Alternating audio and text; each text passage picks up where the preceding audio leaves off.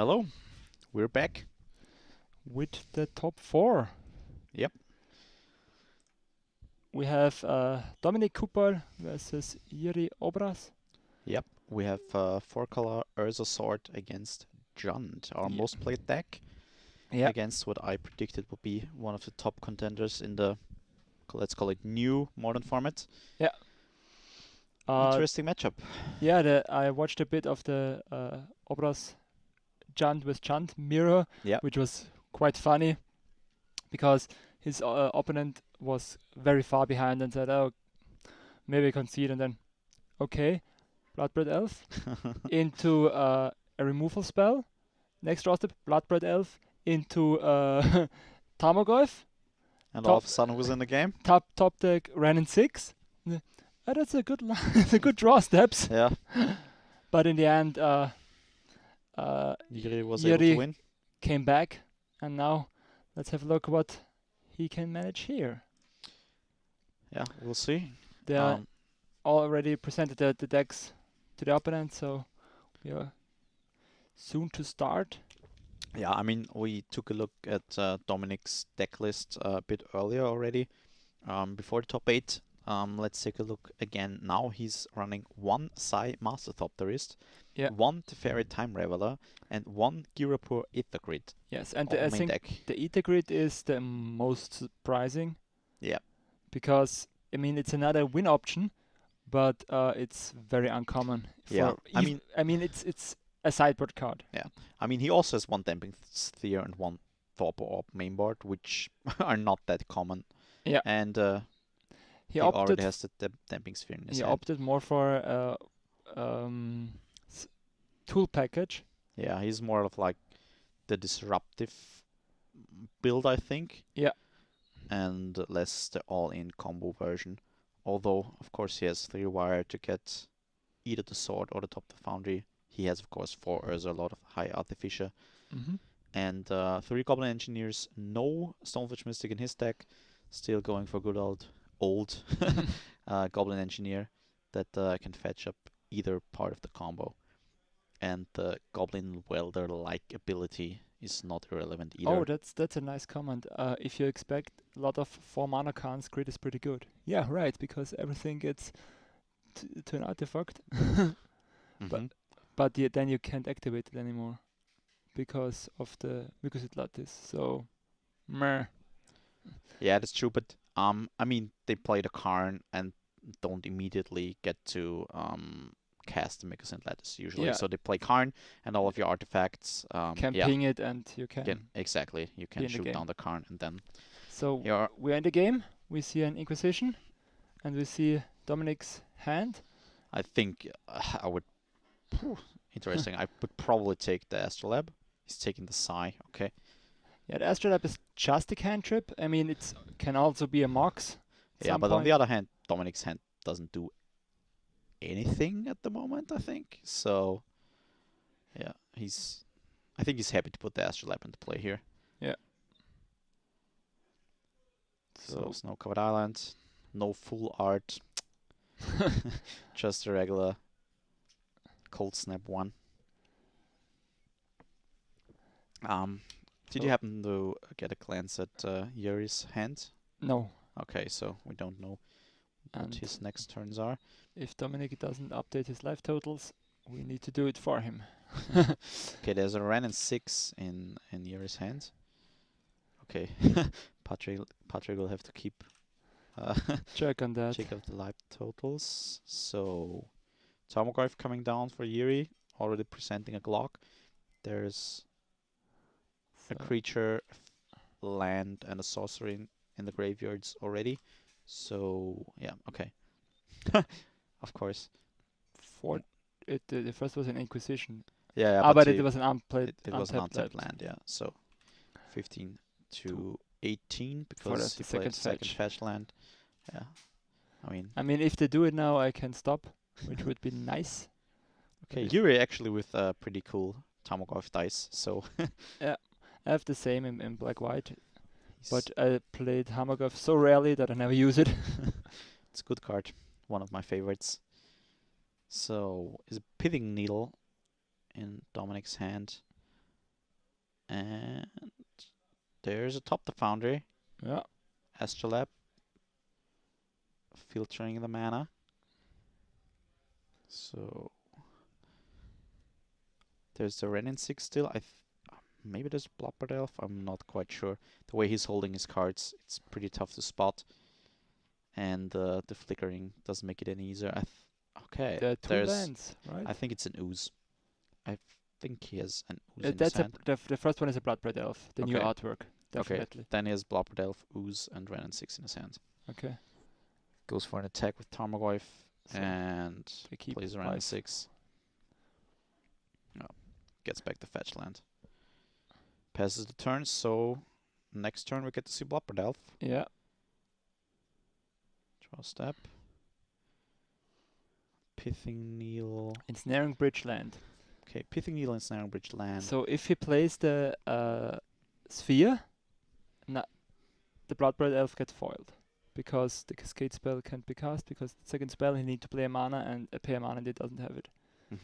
So that would tempo play if he expect the Bloodbraid Elf. Okay, I think he's going for Pithing Needle first.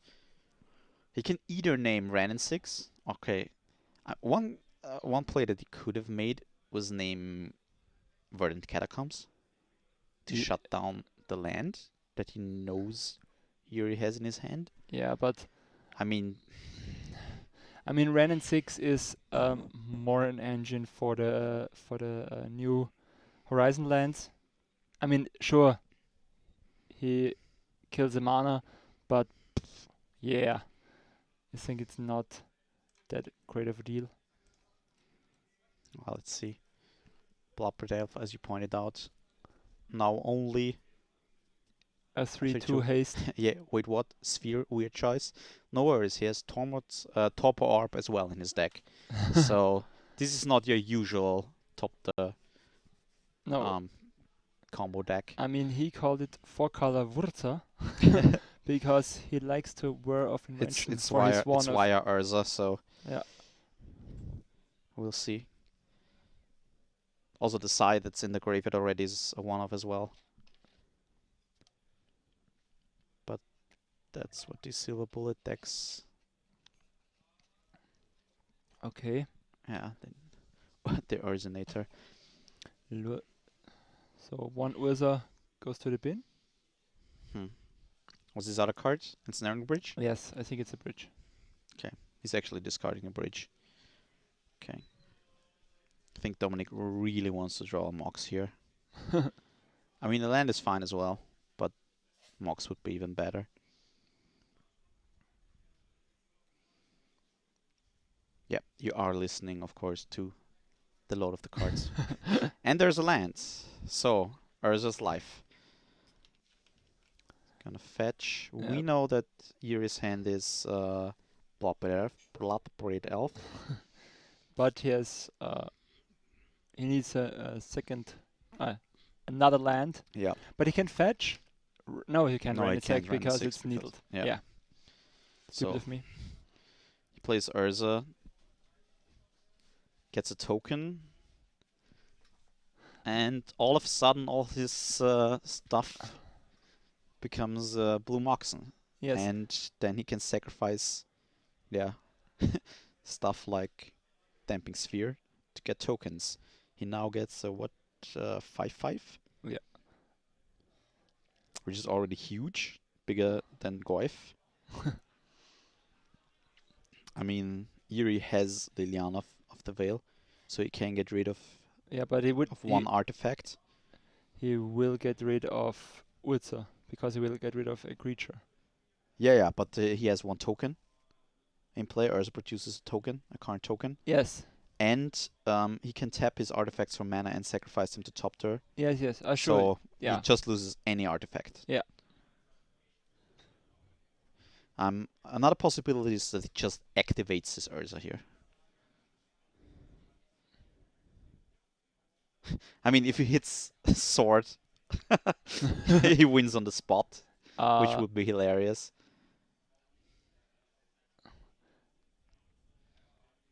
Okay.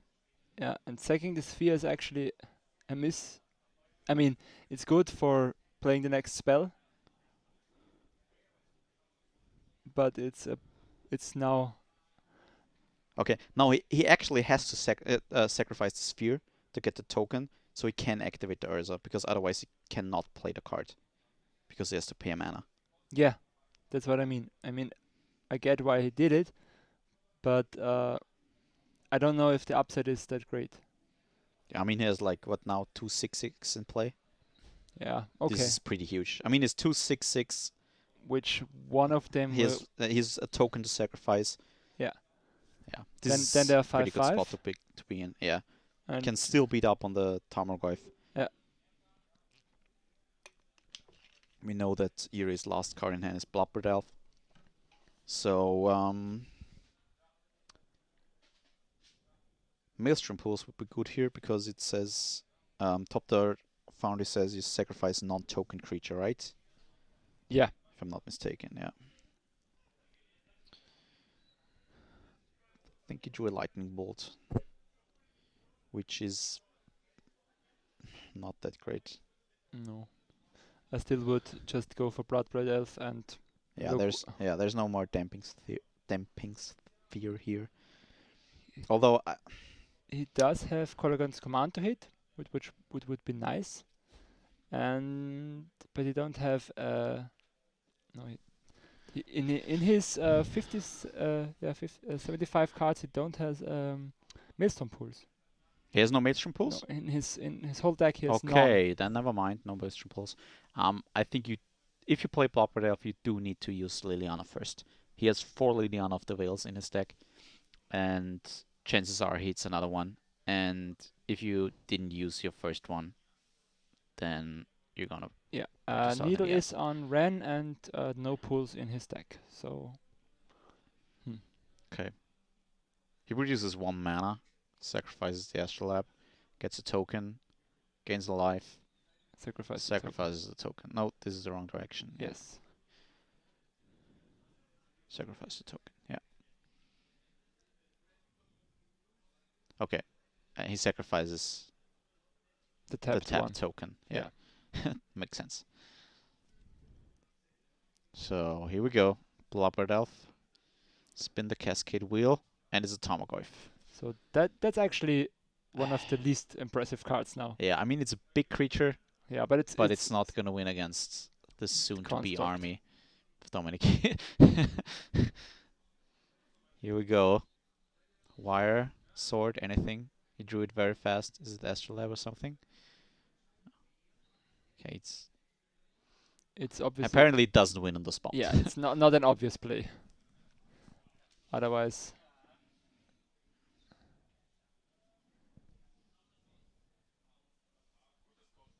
This deck is so complicated. You have so many options. All of a sudden everything makes mana.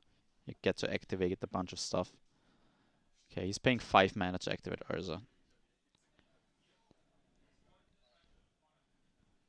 So he now shuffles his deck, and then I think he removes the top card and he gets to play it for free, right? I think so too. Okay, spin the wheel.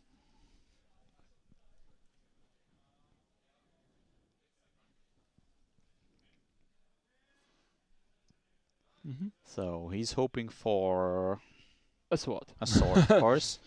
Anything else would be very awesome. Okay, Mox. Well, Mox is okay because it's another topter. It pumps his creatures. Pithing Needle is set on Ren and 6.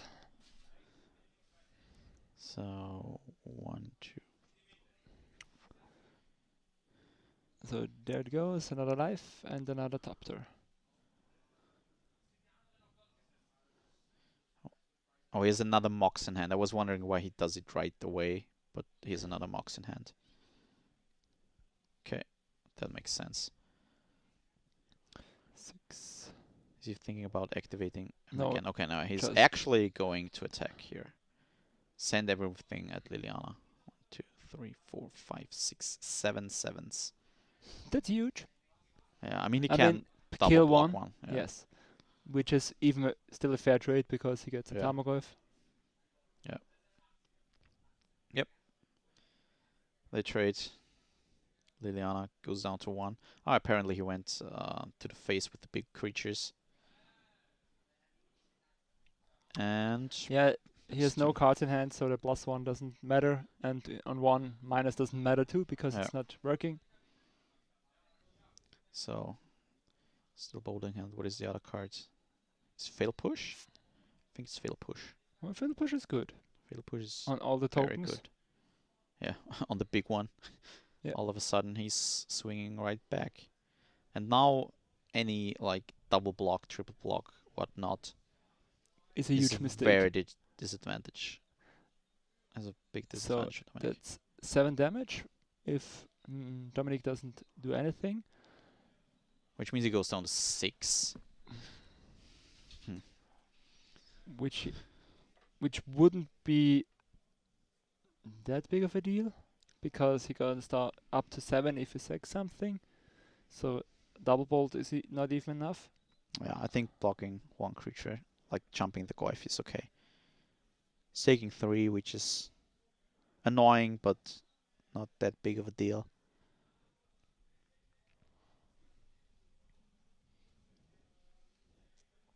Okay. But now the construct is only a 5/5. Goes rather quick.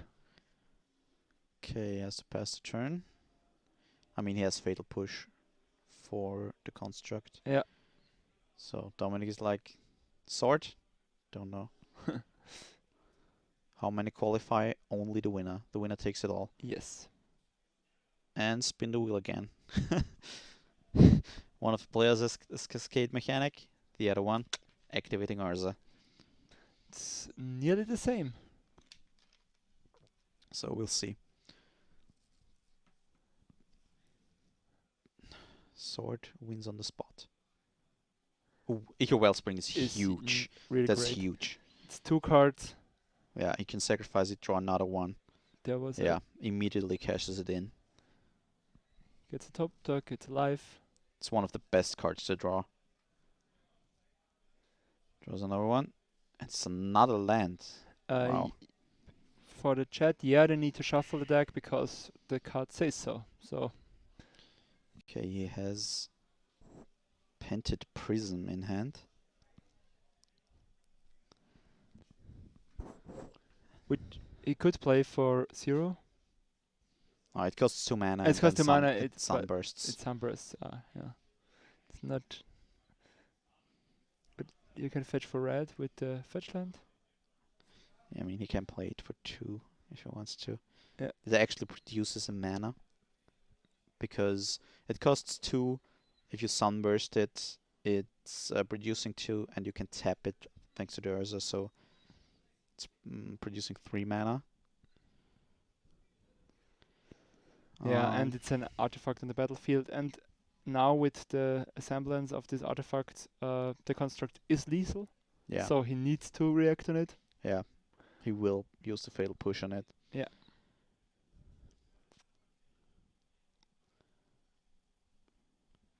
Yeah, I'm pretty sure if you get to do it infinite times, like these decks do, you shuffle the once and then maybe you don't even get to shuffle. It's just like, yeah, you shortcut it and cast your deck if that's what you want to do. Usually these decks finish with Spine of Isha, though Dominik is running 1 gear per Aether Grid. So even then, it just like produces a billion tokens and then finishes the game with gear per Aether Grid. So passes the turn. Yeah. Big draw step from Jiri. I think it's a Renin 6, which is dead. Yeah. Nothing, so it goes to the bin with the land from Dominik. Tarmogoyf grows to 5/6. Because there is a Planeswalker now. Yeah. And we get an attack for 8. So Dominik has to block here. I think it's just like block Tarmogoyf again. Take 3. Yeah. Go to 7. Be a happy guy. Yeah. He's like playing very clean with his Urza. There's like, I'm not triggering Revolt or anything. I'm never putting my Urza in front of anything so that it dies to bolt. Very, very precise play. 3 mana. Is it Teferi time? It's Teferi time. I think the Tarmogoyf is probably leaving the battlefield for now. Yep. That removes a lot of pressure. Draws a card. He's so fast with drawing the cards. Was it a sword? 2 mana? No, he's activating Urza again. 2, 3, 4, 5. No, Oh, it's a wire. wire for 2. And we're done here. Yes. Okay, surges up Jiri the packs sword up. and goes infinite. Did this other Stoneblade player go through to top 4? No. No. Neither of our Stoneblade players. The last match we didn't know when we started this was the burn against Hardened Scales. Yeah, I think the blue-white Stoneblade player actually lost to the Urza deck, right? Yes. Yeah. So, sideboard time. I'm taking a look at Dominik's list. He has a lot of more one-offs. He has 1 Welding Jar, 1 Gravedigger's Cage, Sorcerer's Spyglass, Celestial Perch, 2 Fatal Push, 2 Thoughtseize, 1 Collective Brutality, 2 Dead of Winter, 1 Galvanic Blast, 1 Wear Tear, another Teferi Time Reveler, and 1 Tezzeret, Agent of Bolas. So a lot of options to choose from. Fatal Push, of course, being at its prime against stuff like Tarmogoyf.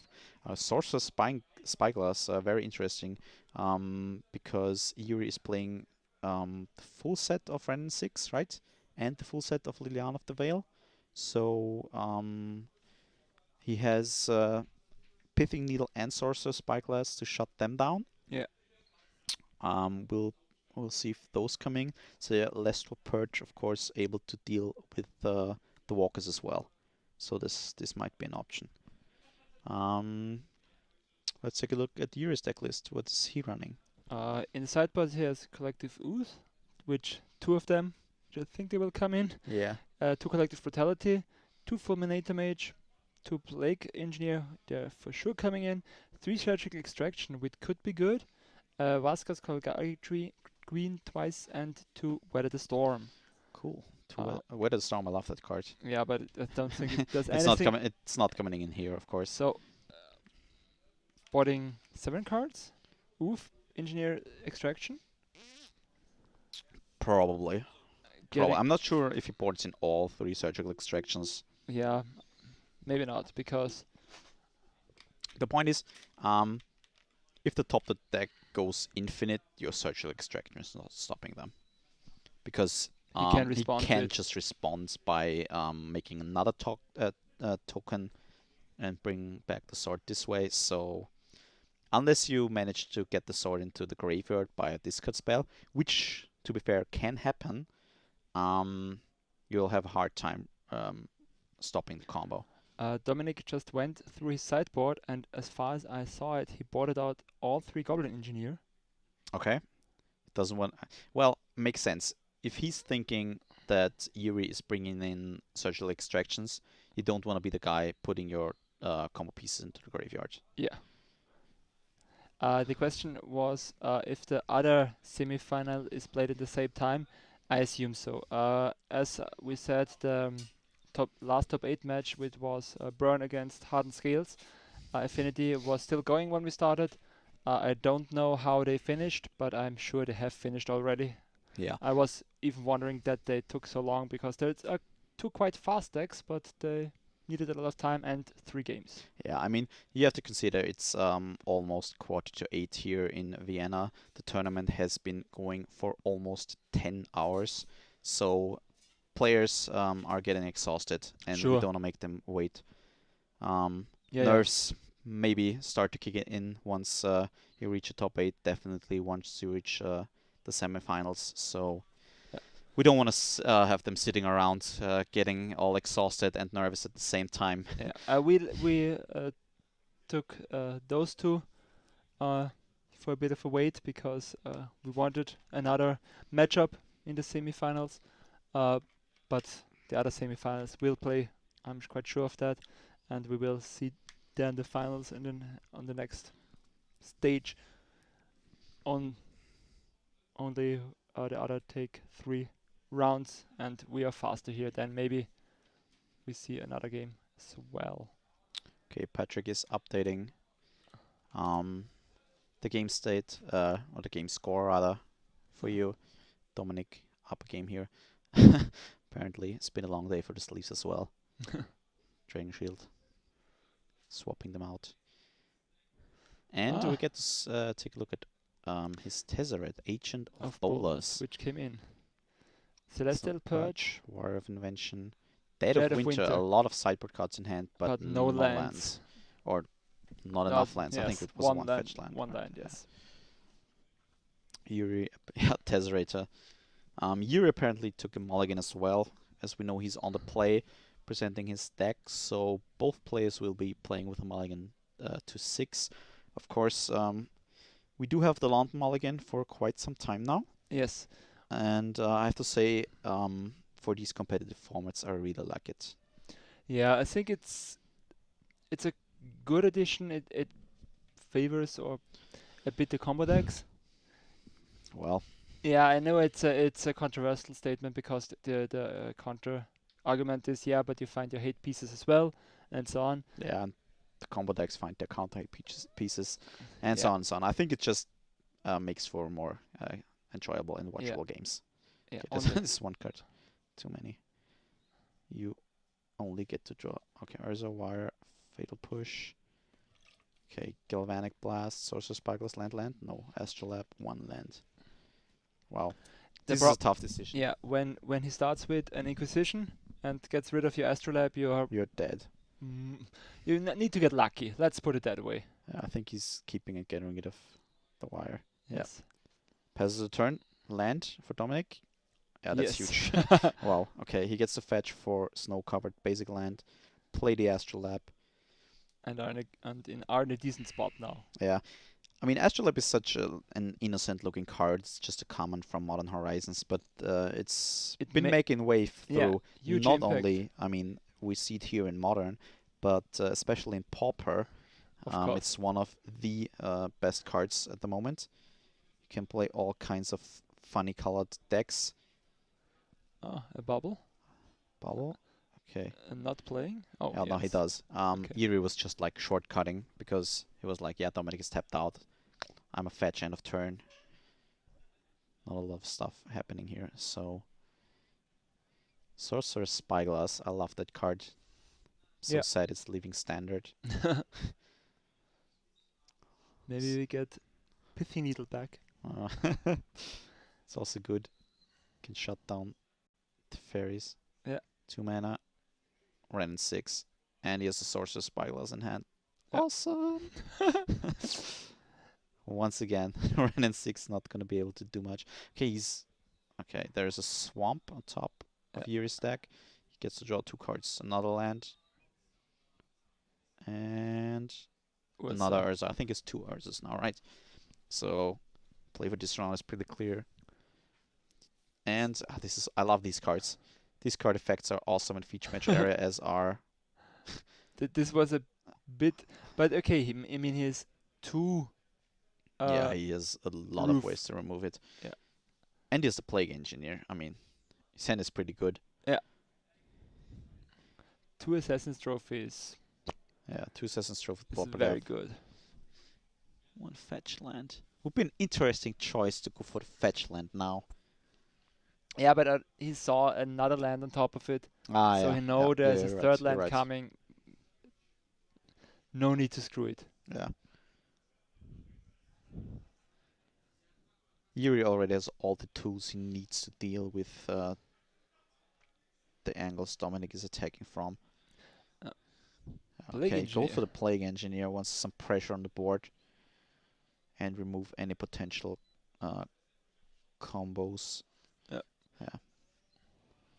I think that he named the top there. Maybe he named Advisor. I think ours is an Advisor, right? No, Artificer? Is it Artificer? I think he's an Artificer. Yeah, not Advisor. But Artificer. I would still take top though. Yeah, of course. So, what's the play here? Is Fatal Push. So he needs to wait for Jiri to destroy his Sorcerer's Spyglass. So that he then can get rid of the Plague Engineer because his Fatal Push is activated, right? Or I mean, he has Astrolab and can produce red for the Galvanic Blast as well. Yes. And there's a Lightning Bolt for Jiri, who's gonna put Blubberdelf on a stack. Hits another Renin 6. Dominic is pleased with that. I mean, he plays it for sure because there's Tamurgoyf in his stack. There's no reason not to. Yeah. Keeps the old one because it more loyalty counters.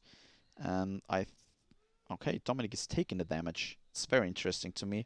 What you would shoot on the I think engineer? I would have removed the Plague Engineer already. Okay. I mean, 14 life is quite. There's a welding char. Quite decent That's amount. Nice. Oh, he goes for the Urza. Okay, yeah, because doesn't matter. Okay. Oh, it does actually matter who played Urza. The welding char, yeah. Yes. Astrolab, and he does kill the Renin 6. Nice. Okay, because now